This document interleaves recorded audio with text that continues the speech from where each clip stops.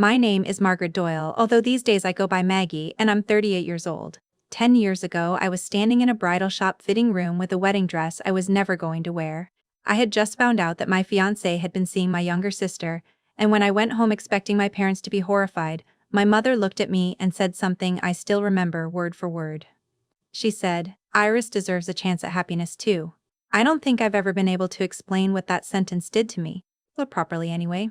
I packed one suitcase 3 days later and left town without saying goodbye to anyone. For 6 years, I didn't speak to my family. Then I built a life somewhere else. The real one. I started with almost nothing, worked my way up in the logistics business, and eventually became the owner of a company big enough that I stopped worrying about whether I could pay the next month's bills. I thought I was done with Halsey. Then, 3 weeks ago, my ex-fiancé walked into my office. He didn't recognize me. He sat across from my desk and spent 4 minutes explaining why his company was in trouble and why he desperately needed my help. And I listened. Because the strange thing was, he had no idea that the woman he was asking for help was the same woman he'd left standing in that fitting room 10 years earlier. He also didn't know that I was carrying something about his marriage that could change his entire family, and honestly, I could have told him. I just didn't. My name is Margaret Doyle, though nobody has called me Margaret since my mother stopped speaking to me, and I am 38 years old. 10 years ago, I owned one suitcase, a broken engagement, and a folding chair in a rented studio above a laundromat in Dayton. 3 weeks ago, a man walked into my office on the 9th floor of a building with my company's name on the lobby directory, sat down across from my desk, and asked me to save his business, without recognizing that the woman across from him was the same woman he'd left standing in a bridal shop fitting room a decade earlier, holding a dress that was never going to get worn. He got through 4 full minutes of his pitch: 41 employees, a mortgage he'd taken out personally against the building, a delivery record he was clearly proud of, before he saw the photograph on my desk. Then he stopped talking mid-sentence, and I watched him understand, in real time, that I had known something about his marriage for 10 years that could take it apart in a single conversation. I didn't use it, quote, not that day, but I want you to understand exactly what I was holding, and exactly why I didn't, because the restraint is the whole story, not the secret itself. If you're the kind of person who stays for stories like this one, where nobody screams and the reckoning happens quietly across a desk instead of at a dinner table, go ahead and subscribe now, because it helps more than you'd think, and only if this one earns it. I'll ask you something at the end, and I actually want to know the answer, so stick with me. Let me take you back to where this actually starts, because the fitting room isn't the beginning. The beginning is a town called Halsey, Ohio, population just under 6,000 depending on which sign you believe. Built around a grain elevator that's been the tallest thing on the horizon since before my grandfather was born.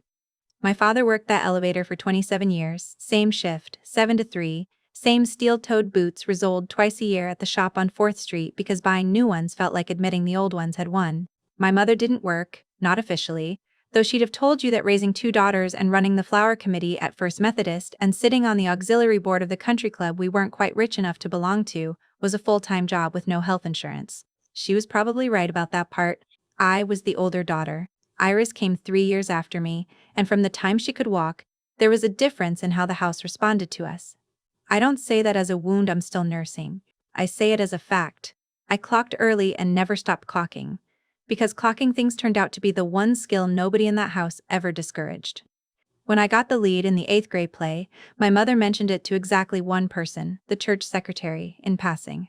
When Iris got a call back for a community theater production 2 years later and didn't even get cast, there was a cake.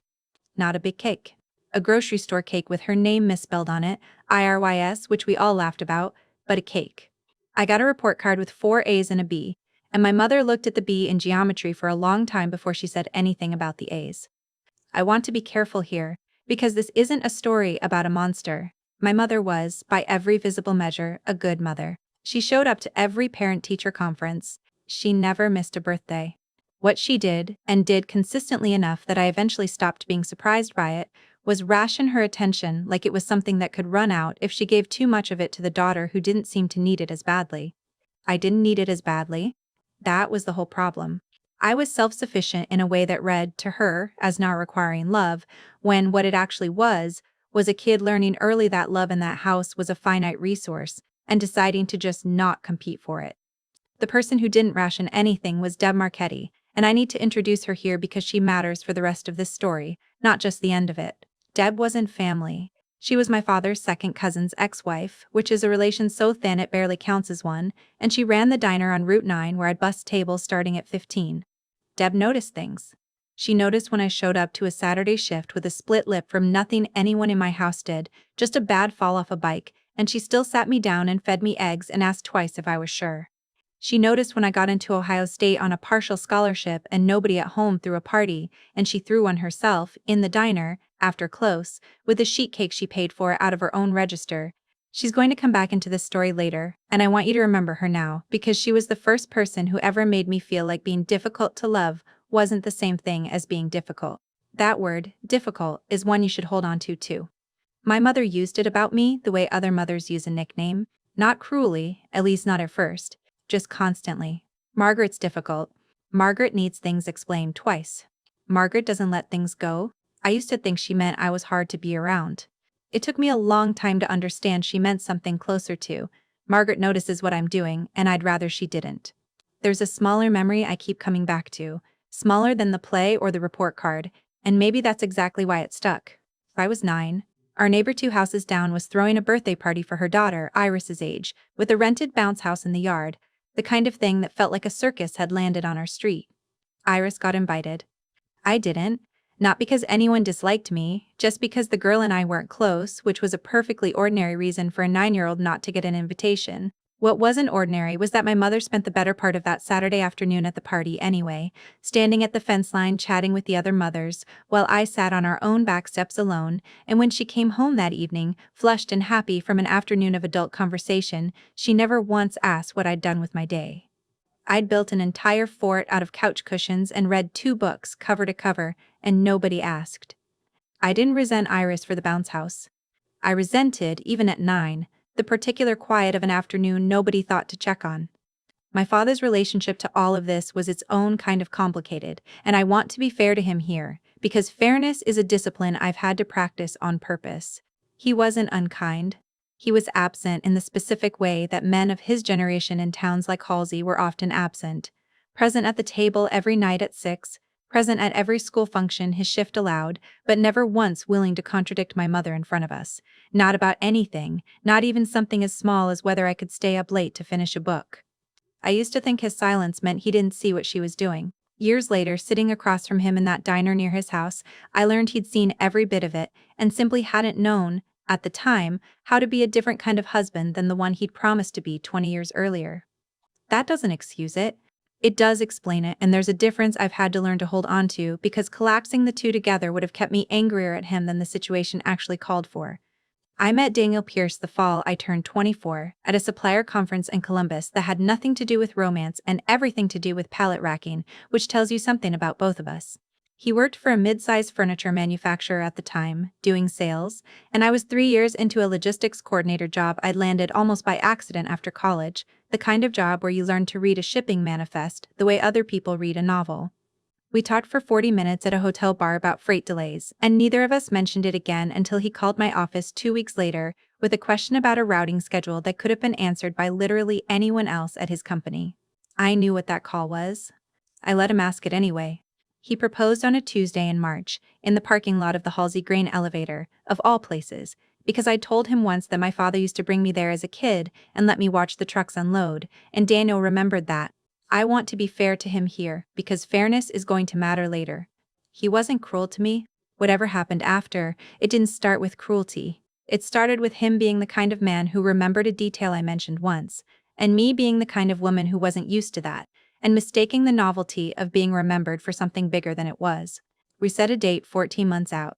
I put down a $4,800 deposit on a barn venue outside Millersburg, non-refundable, because that's what non-refundable means. I bought a dress for $1,140 from a shop in Canton, the only real extravagance of my entire adult life up to that point, because I'd been saving toward a house down payment and told myself the dress money would come back eventually in some other form. It didn't. 146 invitations went out. I remember the number because I addressed every single one by hand, at my mother's insistence because typed envelopes, she said, looked cheap. 3 months before the wedding, I found 6 months of text messages between my fiancé and my sister on a laptop I wasn't supposed to be using, only because mine had died and Daniel had left his open on the kitchen table while he ran to get gas. I wasn't snooping. I want to be precise about that because precision is the entire architecture of who I became, and it starts right here, in this moment, with me not looking for anything and finding everything. I'm not going to read you the messages. Some things don't need repeating to be understood. What I'll tell you is the shape of it. It had started 4 months after the engagement, not before, which somehow made it worse instead of better, because it meant Iris had watched me get engaged and decided that was the moment to start. It had been going on for 2 months by the time I found it, and in one message, dated a Sunday night, my sister had written something to my fiancé that I have never been able to fully unread. She's not built like me. She won't even really mind, not the way I would. Here's the part where I need to bring you into the room, because what happened next is the actual hinge of this story, more than the affair itself. I confronted my parents before I confronted either of them.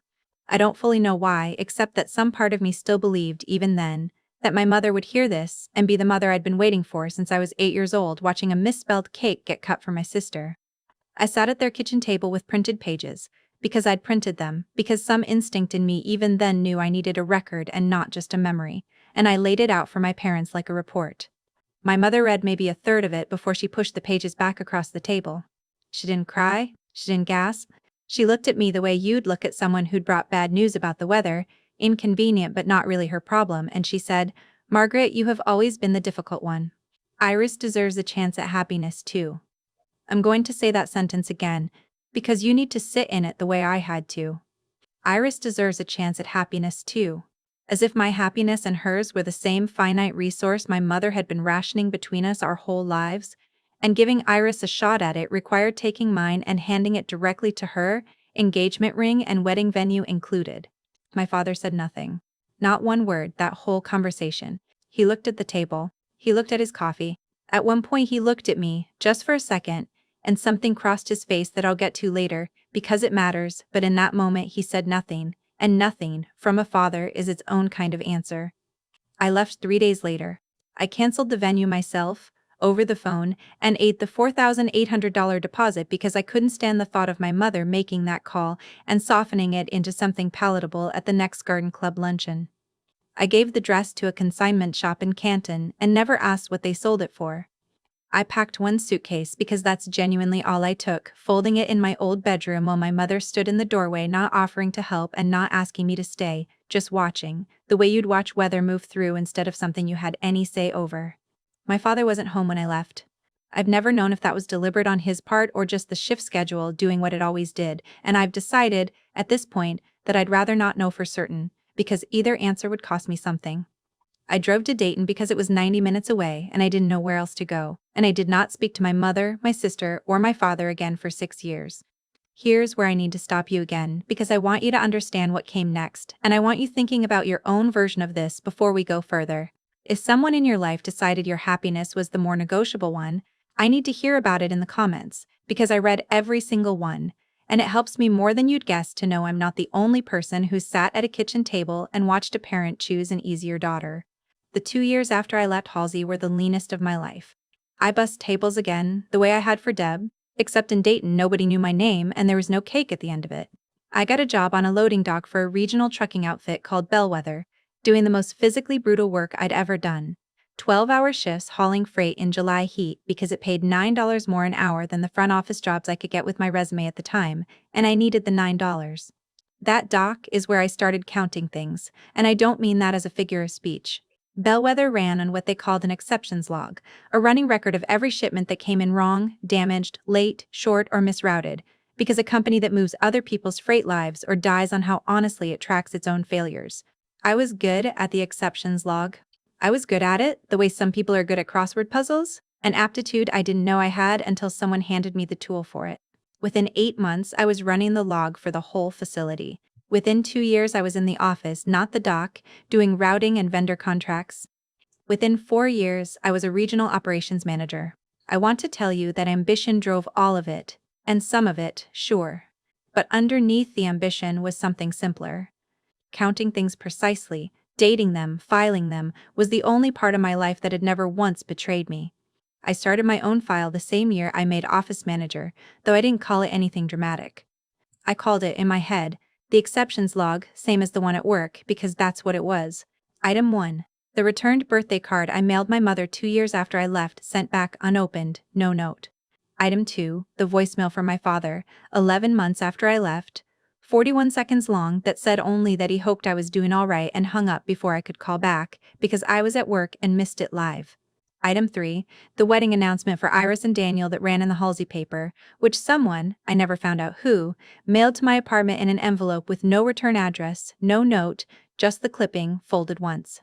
I kept that file honestly, the way I'd been trained to keep the one at work. I want to be clear that I was not building a case.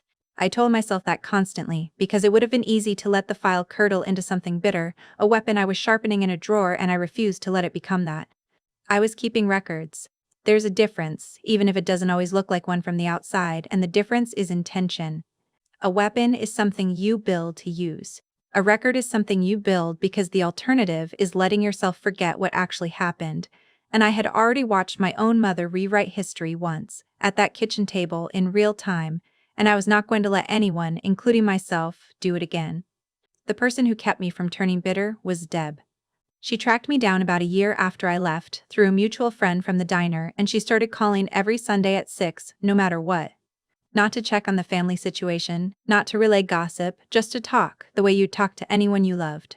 She drove the 90 minutes to Dayton for my 27th birthday, with a sheet cake from the same bakery as always, and she sat in my one-bedroom apartment eating cake off paper plates with me and a coworker I'd invited, because I didn't have anyone else, and she never once asked if I'd called my mother. She just showed up, every time, without being asked for years, and if you've never had someone do that for you, I hope you get to someday, because it's the thing that actually rebuilds a person. Not therapy, though I did that too. Just someone consistent. By year 4, I'd learned something I never asked to learn, and I want to tell you about it now because it matters enormously for what happens later, and because burying it here in the middle of the chronology instead of springing it on you at the climax is more honest than pretending it hit me all at once. My grandmother, my mother's mother, died that year, and I went to the funeral, my first time back in Halsey since I'd left, sitting in the back pew where nobody would have to decide how to greet me. Afterward, at the reception in the church basement, I overheard 2 of my mother's cousins talking in the kitchen, not realizing I was in the hallway. One of them said, low, that it was a good thing Iris and Daniel had gotten married when they did, because you can't exactly wait around when you're already 4 months along and the math doesn't line up with the wedding date. I stood in that hallway with a paper plate of church basement potato salad going warm in my hand, and I didn't move for what felt like a full minute, though it was probably closer to 15 seconds. I remember the exact smell of that basement, coffee percolating in a metal urn, carnations from the funeral home, the particular must of a building that's been standing since 1948. I remember thinking with something close to detachment that I should walk away before either cousin noticed me, and I did, but not before the sentence had already lodged itself somewhere I couldn't dig it back out of. I did the math myself, later, in the car, alone, parked outside the church for almost 20 minutes before I trusted myself to drive. Iris and Daniel's oldest child, a boy named Wesley, was born 7 months after their wedding, and by every account I'd heard through the years, 7 months early, a preemie, small and fragile, a story the family told with real tenderness about how hard those first weeks in the NICU had been. I remembered that story clearly because my mother had told it at least 3 times in my earshot before I ever left Halsey, always with the same catch in her voice at the same point, always ending on how strong Wesley had turned out to be despite it. Except the cousin in that kitchen hadn't been talking about a preemie. She'd been talking about a wedding that got moved up. I never confirmed it beyond that overheard sentence. I never asked. I never looked anything up, never requested a record, never said a word to a living soul except eventually to one person, much later. And you'll hear about that. I want to be honest that I don't know with total certainty whether Wesley Pierce is Daniel's biological son. What I know is that I heard something in a church basement that, if it's true, and if it ever became public, would not just embarrass my sister. It would detonate the entire architecture of a marriage that had been built, from day one, on the story that it was love, real and undeniable, worth blowing up my life for. I filed that away too. Not as a weapon, as a fact I now carried, the heaviest one in the folder, and one I decided right there in the car I would never use, because using it would make me exactly the kind of person my mother had always accused me of being, and I was not going to give her the satisfaction of being right. Item 4 came in year 2, and it's the one that taught me the file wasn't just for grievances, it was also for the other thing, the proof that somebody out there was choosing me on purpose and not by accident of blood.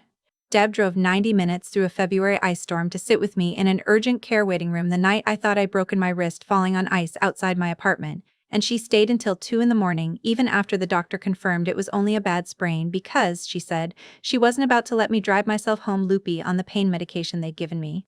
I wrote that down too. Not as an exception in the sense of something gone wrong, as an exception to the pattern I'd grown up inside, proof that the pattern wasn't the only way people could love you.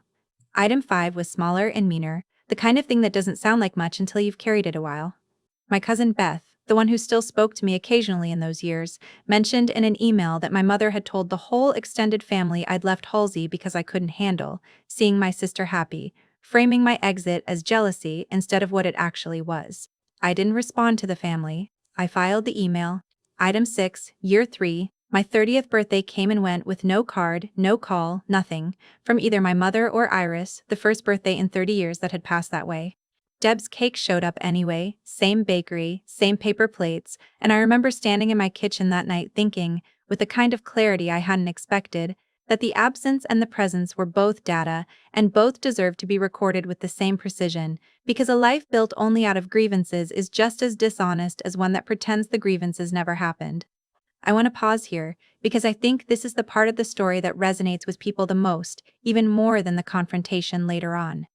If you've ever kept your own version of a file, even just in your head, a running tally of who showed up and who didn't, tell me about it, because I think more people carry one than will admit to it out loud, and it helped me enormously to eventually say mine out loud too. Somewhere in year 5, Bellwether, the trucking company where I'd started on the loading dock, hit real trouble. The family that owned it, 3 brothers who'd inherited it from their father, were fighting each other into the ground, and the whole operation was going to get sold off in pieces to a competitor who would have gutted the workforce inside a year. I put together financing, most of it borrowed against everything I owned, some of it from 2 investors I'd met through work who believed in the operation more than they believed in me, and I bought 41% of the company outright, enough for a controlling seat on decisions, with an option to buy the rest over 5 years. I want to give you the exact number because round numbers make people suspicious, and this one wasn't round. It was $2,160,000, most of which I did not have, and all of which I paid back, with interest, 4 years ahead of schedule. I remember the exact morning the paperwork closed, standing in a lawyer's conference room in a blouse I'd bought specifically for the occasion, signing my name 11 separate times and thinking, somewhere around signature 7, that nobody in Halsey knew this room existed, and that for the first time since I was 8 years old watching a misspelled cake get cut for my sister, that fact didn't hurt at all. It felt, instead, like the first door I'd ever closed on purpose, with my own hand instead of one that had been closed on me. Item 7 came the same year I bought into Bellwether, though I didn't learn about it until 18 months later, secondhand, from Beth again, who by then had mostly stopped emailing but sent one more message out of what I think was genuine guilt. Iris had had a second child, a daughter, and named her Margaret, middle name, not first, a detail Beth passed along like it might mean something tender. I sat with that for a long time before I decided what it actually meant. Not tenderness. My name, borrowed and buried in the middle slot of a birth certificate, the same way I'd been buried in the middle of every family photo my whole childhood, present but never the point. I filed it anyway, because the file wasn't only for grievances, it was for the truth. And the truth was, I didn't know, still don't fully know, whether it was a genuine gesture or an easy way to look sentimental at a hospital. Both things can be filed. Only one of them gets to decide how I feel about it. Item 8 was the year Bellwether crossed its first $10 million in annual revenue, a fact that meant nothing to anyone in Halsey because nobody in Halsey knew it had happened. I didn't call to tell them.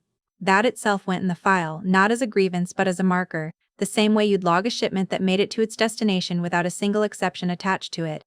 Some entries in that folder, by the later years, weren't about anyone hurting me at all. They were just proof of a life continuing to build itself, brick by brick, with or without an audience from Halsey watching.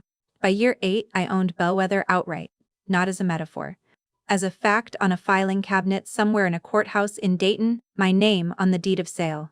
We'd grown from a regional freight outfit running 6 lanes to a distribution operation with contracts across 3 states, including, and this is the part that matters, an exclusive regional distribution agreement with a home goods retail chain called Fenwick Home, the kind of contract that either makes or breaks a manufacturing vendor depending on whether Fenwick keeps buying from them, because Fenwick doesn't deal directly with small manufacturers. Everything routes through the distributor. Everything routes through us. I didn't know, at the time I signed that Fenwick contract, that a company called Pierce Custom Furnishings was one of the vendors depending on it. I want to be honest about that too, because this isn't a story where I engineered a trap. I found out by accident, the way I found out everything that mattered in my life, apparently, which is its own kind of pattern I've stopped trying to explain. Here's the second break, and then I'll take you the rest of the way. If any part of this is landing for you, tell me where you're watching from and what time it is right now where you are. I like knowing that people all over are sitting with this story at the same time I'm telling it, even months after I actually wrote it down. It was our finance director, a woman named Priya who'd been with me since year 3, who flagged it. Every renewal cycle, before Bellwether extends a distribution agreement to a new manufacturing partner, we run standard due diligence, financials, litigation history, ownership structure, because we're the ones who front the freight and warehousing costs before Fenwick ever pays out, and if a vendor collapses mid-cycle, we eat the loss. Priya put a file on my desk with Pierce Custom Furnishings written across the tab, and the moment I saw the name I felt something drop through my stomach that I hadn't felt in years. Not since the last time I'd read my sister's name in that Halsey paper clipping. The financials were bad? Not failing yet, but close. The kind of close where one more bad quarter tips a company from struggling into insolvent. Daniel had grown the business faster than it could support, taken on debt against future Fenwick orders, and gotten caught when a shipping delay, ironically not even one of ours, cost him a full season's inventory turn. He needed the Fenwick contract renewed, on current terms or better, or the whole thing came apart inside 6 months. 41 employees. A building he'd mortgaged personally to expand. His name on every line of debt. I sat with that file for 3 days before I did anything, and what I did wasn't confront anyone. I asked Priya, calmly, to keep running the diligence the same way we'd run it for every other vendor, no special treatment, no red flag beyond the ordinary ones. I told exactly one person outside of work, and it was Deb on our Sunday call, and I told her not because I needed advice about strategy, but because I needed to hear my own voice say it out loud to someone who'd tell me the truth. She was quiet for a long moment, and then she said, "You don't owe that family a single thing, Margaret, including your anger. Do what's right for your company. That's all you ever have to do."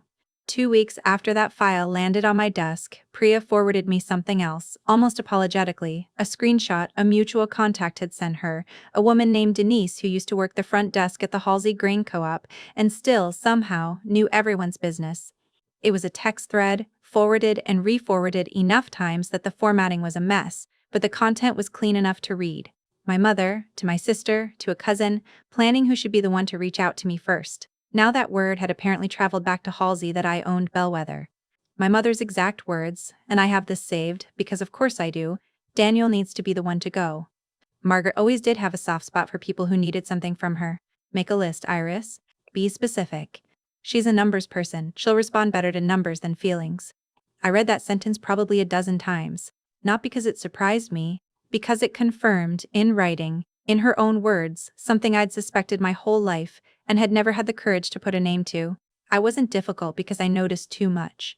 I was difficult because I was useful. And my mother had spent 38 years managing that usefulness the way you'd manage any other asset, quietly, strategically, bringing it out only when the account needed drawing down. I didn't call anyone. I didn't confront my mother, didn't reach out to Iris, didn't warn Daniel. I did the only thing that felt like mine to do, which was to make absolutely sure Bellwether's decision on the Pierce Custom Furnishings contract would be made on the merits and nothing else. I recused myself from the day-to-day negotiation and had Priya run it clean, the same way we'd run it for any vendor with Pierce's numbers.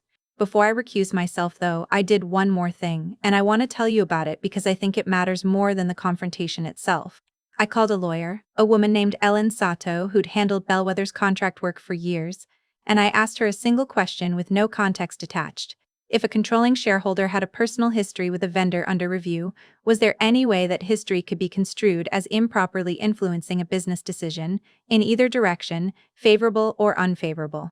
She asked why I wanted to know. I told her the truth, the short version, and she was quiet for a moment before she said that recusing myself from the negotiation and documenting that recusal in writing was exactly the right instinct, and that she'd put it in a memo for the file that day.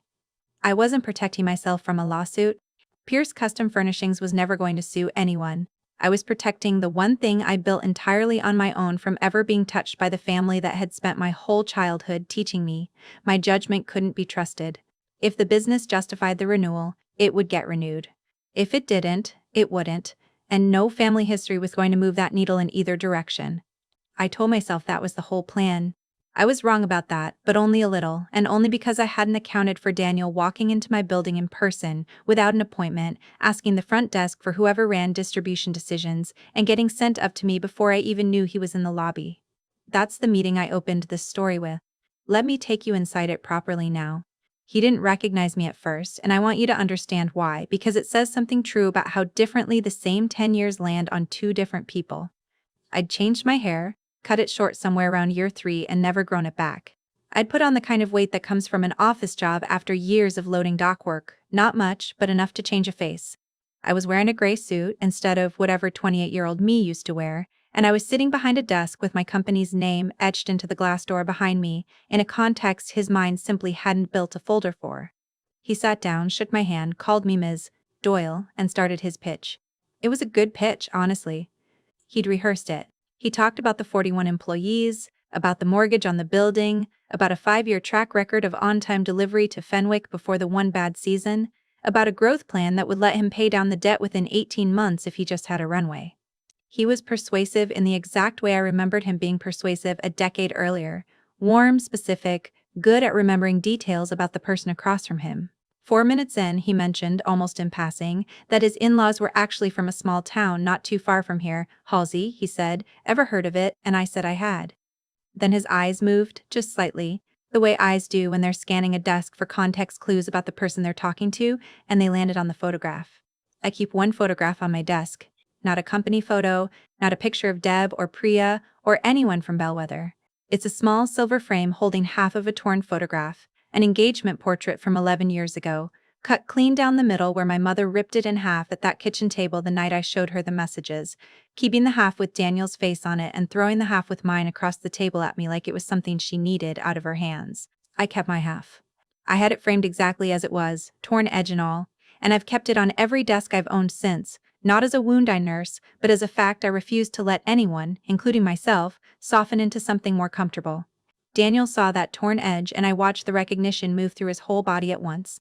His face didn't crumble dramatically. It just went still, the particular stillness of a man doing very fast math. 11 seconds. I counted, the same way I count everything, because counting is the only thing that's ever kept me steady in a room that just tilted sideways. 11 seconds of silence, him staring at half a photograph, me watching him understand exactly whose office he'd walked into. Margaret, he said finally, and it wasn't a question. It's Maggie now, I said. Nobody's called me Margaret in a long time. He apologized. Not for the affair, not that day, just for not recognizing me, which struck me as almost funny in a way I didn't have room to laugh about. I told him the diligence on his contract renewal would proceed exactly as it would for any vendor, that I'd recused myself from the negotiation itself, and that if his numbers supported the renewal, he'd get it, and if they didn't, he wouldn't, and none of that had anything to do with what happened 11 years ago. I meant it. I still mean it, but I also told him, because I decided in that moment that I was done being the only person in this story who had to carry every piece of it alone, that I'd need him to bring whoever else in the family wanted a say in this conversation, because I suspected, correctly, that he wasn't the only one who'd be showing up eventually. Stay with me here, because this next part is the reason I sat down to tell this story in the first place, and I think you'll want to see how it actually played out rather than how you're probably imagining it right now. If you've made it this far, the like button genuinely does help this reach more people who need to hear it, and I'd rather you do that now than forget by the end. He came back 6 days later, and this time he wasn't alone. My mother came with him, and so did Iris, and I want to tell you plainly that some small, old part of me, the part that used to address 146 envelopes by hand to make my mother happy, felt a flicker of something like hope walking into that conference room, some leftover child's belief that this time would be the time she finally saw me clearly. That flicker lasted about 4 seconds. It died the moment my mother sat down across from me, glanced around at the office, the view, the framed logistics awards on the wall, and said, without any preamble at all, "Well, you've done well for yourself. It's about time you did something for this family with it." I had the folder with me, not the exceptions log from work, a separate one, the one I'd kept for 10 years, thickened now with printouts, dates, screenshots, the returned birthday card itself in a sleeve, the voicemail transcribed word for word, and, at the back, the text thread Denise had forwarded printed clean. I set it on the table, but I didn't open it yet. Nobody sat down right away. My mother took a long moment to survey the room first, the way she used to survey a church fellowship hall before deciding where to seat herself, and I watched her clock the framed logistics awards, the skyline view, the nameplate on my own office door, and recalibrate something behind her eyes before she finally took the chair across from me. Iris sat beside her, arms crossed, jaw set in the exact way it used to set when she was 9 and losing an argument she knew she'd already lost. Daniel took the seat farthest from me, which told me plenty on its own. My mother laid out the ask first, because she always was the one who drew up the terms even when someone else delivered them. She'd brought a single sheet of paper, folded in thirds, and she set it on the table without opening it, the way you'd set down a hand of cards you were confident about. She wanted the Fenwick contract renewed at below-market distribution rates, a family discount she called it, phrased with the exact warmth she'd always used to make extraction sound like generosity. She said family takes care of family. She said it like it was self-evident, like it had never once occurred to her that I might remember every single time that phrase had been used to ask something of me, and nothing had ever been asked of anyone on my behalf. 15% below your standard rate, she said, unfolding the paper now, sliding it across the table toward me like a term sheet. For 18 months. Just enough to let Daniel get his footing back. You wouldn't even feel it, a company this size. I didn't touch the paper. I'd feel it, I said. Every vendor on our books would feel it too, the day they found out one company got a family rate and the other 130 didn't. That's not a discount. That's a liability with a bow on it. You said something else to me once, I told her, and my voice stayed level because I'd promised myself a decade ago that if this day ever came, I would not give her the performance she expected. You said I was always the difficult one. I've had 10 years to think about that sentence, and I think what you actually meant was that I was the one who noticed what you were doing. And difficult was just the word you used, so you wouldn't have to say the true one. She didn't answer that. Iris did, sharper, the way she'd always been sharper, less careful with her own composure than our mother. This isn't about 10 years ago, Margaret. This is about Daniel's employees. Real people with real families who'll lose their jobs if you decide to be petty about. I opened the folder here, laid it flat, and I want to tell you I did it calmly because that's the truth and because calm was the entire point. Not calm because I didn't feel anything. Calm because feeling something and performing it are two different acts, and I had spent 10 years learning the difference. I read them the returned birthday card, dated, item 1. I read them the voicemail, 41 seconds, item 2, transcribed word for word because I'd typed it out myself the year I got it, sitting alone in a studio apartment above a laundromat. I read them the wedding announcement mailed with no return address, item 3. I moved through the folder the way I used to move through the exceptions log on the loading dock at Bellwether. Factual, sequential, no editorializing, the same discipline that had built this company sitting under all four of us. Iris tried once more halfway through, her voice climbing in a way mine never did. This is insane. You're sitting there reading us a birthday card like it's evidence in a trial. It's a card, Margaret. People forget to send cards. You didn't forget, I said, not raising my voice at all, which seemed to unsettle her more than shouting would have. I recognized the handwriting on the envelope when it came back. Someone wrote my address correctly and then decided not to open what was inside. That's not forgetting. That takes a decision. She didn't have an answer for that, and the room went quiet enough that I could hear the building's ventilation system cycling on somewhere above us, which is its own kind of detail you only notice when a silence has gone on long enough to need filling with something. By item 11, which was the text thread from my mother about making a list because I'd respond better to numbers than feelings, Iris had gone quiet, and my mother's face had done something I had genuinely never seen it do in 38 years. It cracked. Just for a moment, just enough. Her eyes went wet and her hand, resting flat on the table, curled into a fist and then released, and she said, low, almost to herself, I didn't think you'd actually do all of this without us. That was the crack. One honest sentence, the only one I ever got, and I want you to hear what it actually was, because it wasn't remorse. It was closer to grief for herself, for the version of this story where she got to be part of my success instead of watching it happen from outside a locked door she'd built herself. 4 seconds later, she'd already pulled the mask back into place, straightened her spine, and said, well, I hope you're proud of yourself, holding all of this over people who need help. And just like that, the crack was gone, and I understood I would never get more than that single sentence from her, not now, not ever, and I made my peace with that faster than I expected to. I closed the folder. I told them the decision on the Fenwick contract would go through Priya, on standard terms, based entirely on Pierce Custom Furnishings' financials and delivery record. The same review any other vendor would get, no discount, no punishment either. I told my mother I would not be giving her a family rate, not because I wanted to see the business fail, but because pretending my company existed to absorb her decisions the way I'd absorbed them. My whole childhood was exactly the pattern I'd spent 10 years and $2 million building myself out of. I told her that reconciliation, if it was ever going to happen, would start the day she could say a true sentence to me without immediately taking it back, and that I wasn't going to hold my breath waiting. Deb was there. I should have said that earlier, but I wanted you to feel the room the way I felt it, and she came in partway through. Because she runs operations for Bellwether now, has for 3 years, and I'd asked her, without much explanation, to be somewhere nearby that morning. She didn't say a word the entire meeting.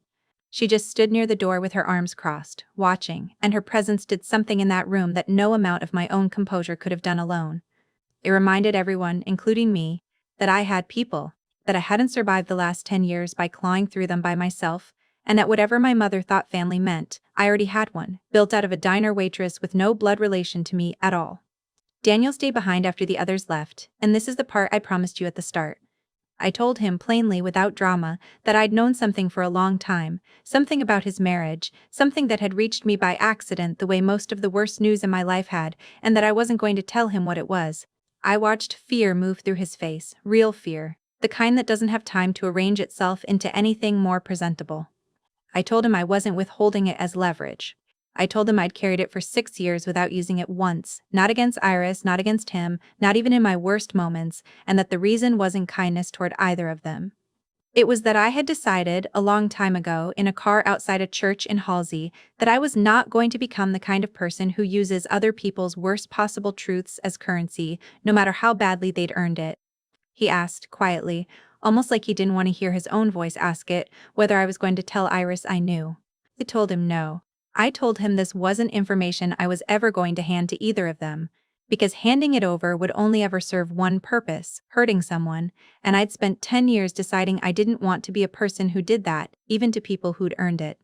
He sat with that for a moment, and something in his shoulders came down, not relief exactly, more like the particular exhaustion of a man realizing the axe he'd been bracing for wasn't going to fall today, or possibly ever, and that the not knowing was its own sentence he'd have to carry regardless. You should go home, I told him, and be a good father to your kids, whatever the truth of that turns out to be. That's not something I get to decide for you. It never was. It never was. He laughed without asking what I meant, which told me, more than anything else could have, that some part of him already knew. Fenwick's renewal came through 8 weeks later, on standard commercial terms, and Pierce Custom Furnishings kept the contract, kept the 41 employees, kept the building. I want you to know that not because it's a happy ending wrapped in a bow, but because it's the truth. And the truth is that my restraint wasn't performance either. I meant it when I said the business decision had nothing to do with the family one. My father called 4 months after that meeting. I hadn't heard his voice in almost a year at that point, and he didn't lead with an apology, not right away. He asked how I was, actually asked, and waited for the answer instead of filling the silence the way my mother always did. Near the end of the call, he said something I'd waited 18 years to hear, not a grand speech, just one plain sentence. I should have driven to Dayton the week after you left. I thought about it every day that first year, and I never did it, and I've regretted that longer than I've regretted almost anything else in my life. I told him that was a start. I told him we could have coffee, just the two of us, no expectations beyond that, and we've done it 4 times since, always the same diner near his house, always careful, always slow. At the second coffee, he told me something I hadn't known, which was that he'd retired from the grain elevator the year before, 28 years total by the time he finished, and that the retirement dinner they threw him had made him think of me the whole night, because I wasn't there to see it, and because he understood, sitting in that banquet hall, that it was nobody's fault but his own, that I wasn't. He didn't ask to be forgiven for that. He just told me, plainly, the way I'd learned to tell things plainly myself, and I think that's the only reason it landed the way it did. At the 4th coffee, he asked if he could meet Sam sometime, no pressure, whenever I was ready, and I told him I'd think about it, which is true, and which is further than I ever expected to get. My mother has sent exactly one message since that meeting in my office, a single text, months later, that read, "I hope everyone's settling down now." I didn't respond. I don't think I will. These days, my Sundays look like this. Deb comes over at 6, same as she has for a decade, except now it's my own kitchen table instead of a rented apartment, and my partner Sam sets an extra place without being asked because Deb showing up is as fixed a fact of our week as the sun coming up. Sam and I met 4 years ago through Priya of all people at an office holiday party neither of us wanted to attend, And Sam is exactly the kind of steady, unglamorous, shows up on time person that Deb approved of within the first 10 minutes of meeting them, which in our house counts for more than any engagement ring ever did. We eat something simple, usually whatever Deb decides she feels like making that week, because she still cooks like she's feeding a diner full of people instead of three. Nobody counts anything at that table, which is its own kind of relief because the counting was never the point. It was just the tool I used to survive the years before I had a table worth sitting at. I still keep the torn photograph on my desk. People ask about it sometimes, clients, new hires, and I've gotten comfortable enough with the question to answer it honestly that it's a reminder of a year I nearly let define the rest of my life, and didn't. I don't keep the exceptions file anymore, not really, not the way I used to. Somewhere around year 9 I noticed I'd stopped adding to it, not because anything had stopped happening, but because I'd finally built a life where the good entries so outnumbered the bad ones that keeping score had quietly stopped mattering. That's my story. 10 years, one torn photograph, and a folder that ended up mattering less than the restraint it took not to open it sooner than I needed to. If there's one thing I want you to carry out of this, it's that the people who taught you your love was conditional don't get to define what family means for the rest of your life. You get to build that yourself, out of whoever actually shows up again and again without being asked twice. If this one hit close to home, tell me about it below. I read every comment and share it with someone who needs to hear that walking away from people who called you difficult was never the failure they told you it was. And I'll see you in the next one.